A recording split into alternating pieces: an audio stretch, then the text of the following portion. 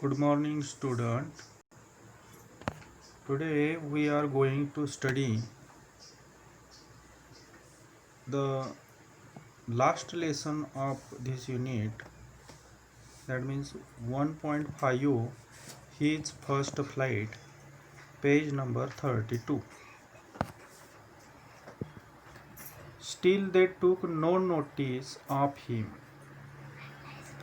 He saw his brothers and his sisters lying on the plateau, dozing with their heads sunk into their necks. आता इथं steel दे टूक no notice of हिम. अजूनही दे म्हणजे त्याचे आईवडील, त्याचा भाऊ आणि बहीण, हे कोणीही त्याच्याकडे लक्ष देत नव्हते. ही saw his 2 brothers and his sisters lying on the plateau.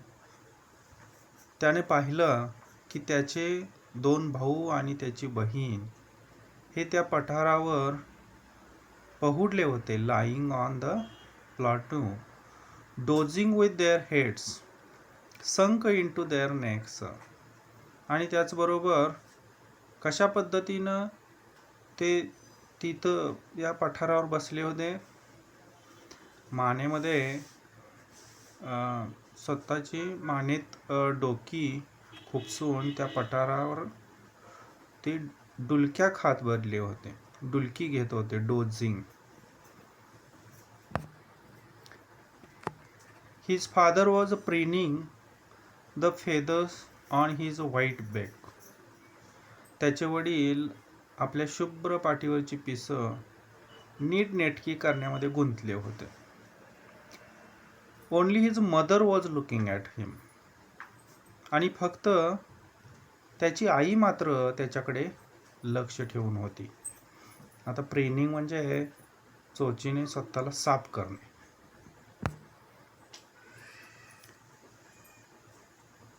She was standing on a little high hump on the plateau. ती त्या पठारावर असणाऱ्या एका छोट्याशा उंच अशा उंचवट्यावर ती उभी होती. हंप म्हणजे उंचवटा. Standing on the little high hump on the Plato and her white breast thrust forward. आणि तिनं तिची शुभ्र छाती पुढं केली होती. नाव अँड अगेन, आणि पुन्हा पुन्हा. She tore at the piece of fish that lay at her feet. आणि ती त्या पठारावर काय करत होती? तिच्या पायामध्ये पडलेला माशाचा तुकडा पुन्हा पुन्हा ती त्याचे तुकडे करत होती. And then scraped each side of her beak on the rock. आणि त्याचबरोबर तिचे जी चोच आहे ती सर्व बाजूने खडकावर तासायची, खडकावर घासायची. स्क्रॅप म्हणजे घासणे.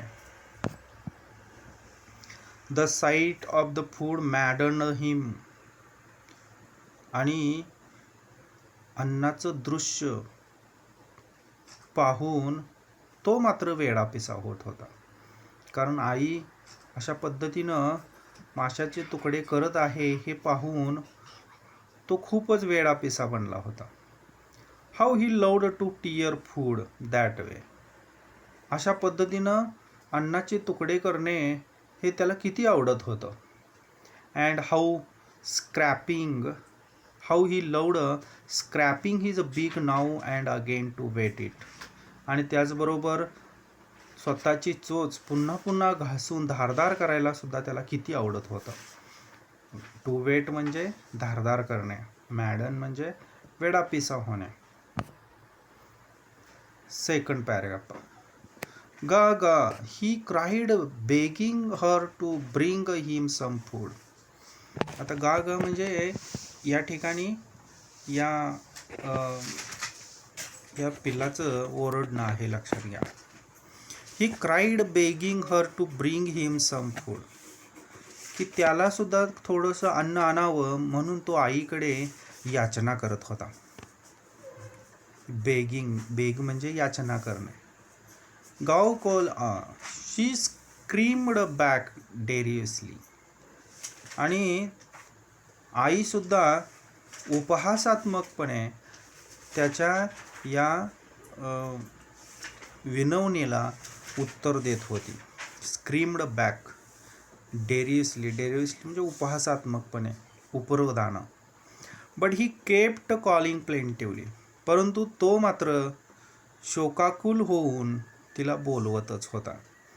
And after a minute or so, आणि जवळजवळ 1 मिनिटानंतर he uttered a joyful scream.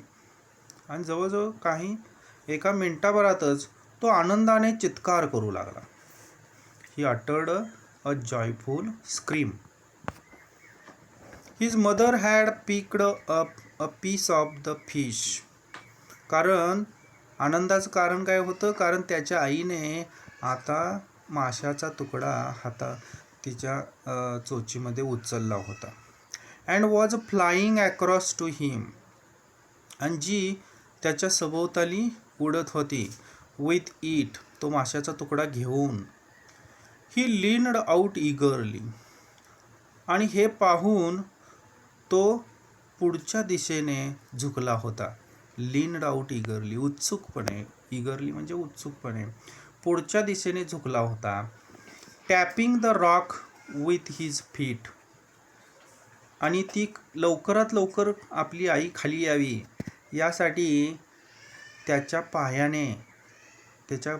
पायाने खडकावर जोरजोरात त्याचे पाय आपटत होता. टॅप म्हणजे आपटणे. Trying to get nearer to her as she flew across. आणि ती अधिक जवळ यावी यासाठी तो जास्त प्रयत्न करू लागला होता. But when she was just opposite to him. आणि परंतु ज्या वेळेला ती त्याच्या बरोबर अगदी समोर होती, शी हॉल्टेड. ती थांबली. हॉल्ट थांबणे.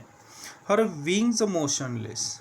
तिने तिचे पंखसुद्धा निश्चल केले, स्तब्ध केले. मोशनलेस, स्तब्ध करणे, निश्चल करणे.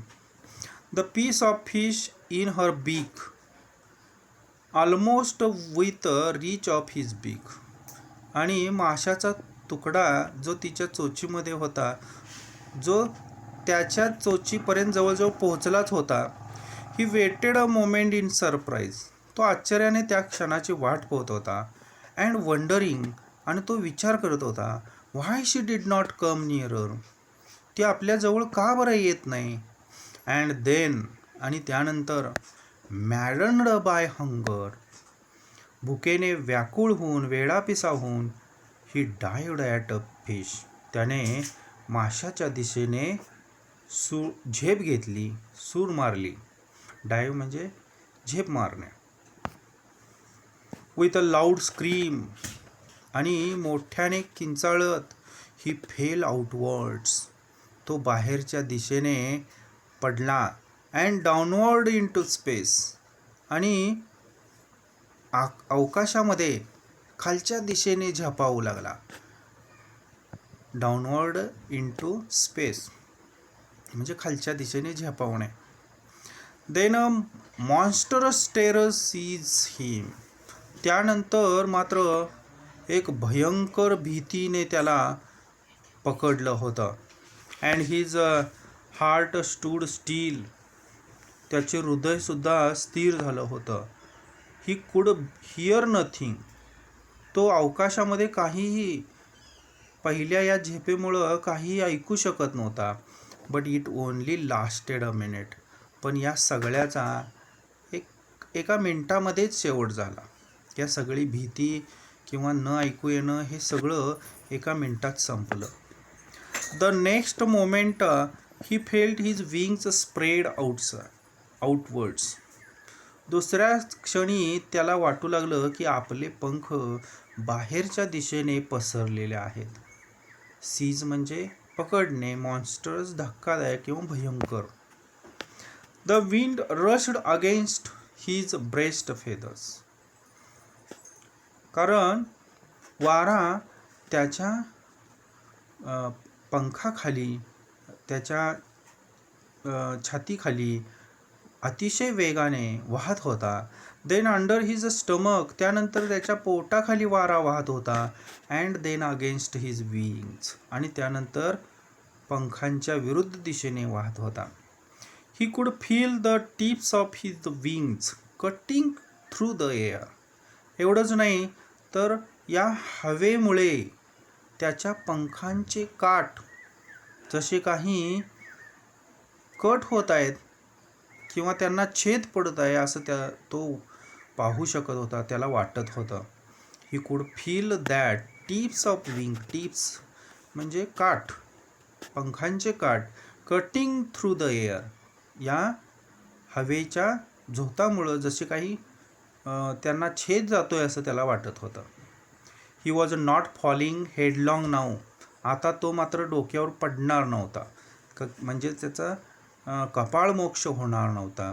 ही was soaring gradually downwards and outwards.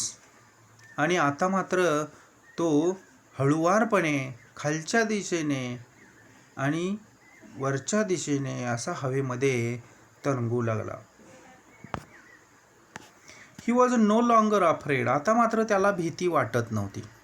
He just felt a bit dizzy. त्याला फक्त थोडंसं किंचितचं चक्कर आल्यासारखं वाटत होतं. डेज म्हणजे चक्कर येणे. Then he flapped his wings once. त्यानंतर पुन्हा त्याने त्याचे पंख फडफडवले. And he सोअर्ड upwards. आणि अतिशय वेगाने तो वरच्या दिशेने त्याने भरारी घेतली. गा गा गा गाव कॉल आ. हिज मदर स्वूप्ड पास्ट हिम. त्याची आई त्याच्या पाठीमागं त्याला बोलावत त्याच्या पाठीमागं गेली. स्वूप्ड म्हणजे झेपावणे. पास्ट हिम त्याच्या पाठीमागं. हर wings making a loud noise. एवढंच नाही तर त्यावेळेला तिच्या आईचे पंख हे जसा काही पंखांचा आवाज करून त्याला प्रतिसाद देत होती. ही ॲन्सर्ड हर विथ अनादर स्क्रीम. आणि तो सुद्धा किंचाळून तिच्या या कृतीला प्रतिसाद देत होता. Answered him with another scream. Then his father flew over him. त्यानंतर त्याचे वडीलसुद्धा फ्ल्यू ओव्हर हिम स्क्रीमिंग. त्याचे वडीलसुद्धा कलकलाट करीत त्याच्या भोवती घिरट्या घालत होते. He saw his 2 brothers and his sister flying around him. एवढंच नाही, तो पाहू शकत होता की त्याचे 2 भाऊ आणि त्याची बहीण हे सुद्धा त्याच्यासोबत उडत आहेत. And curveting and banking and soaring and diving.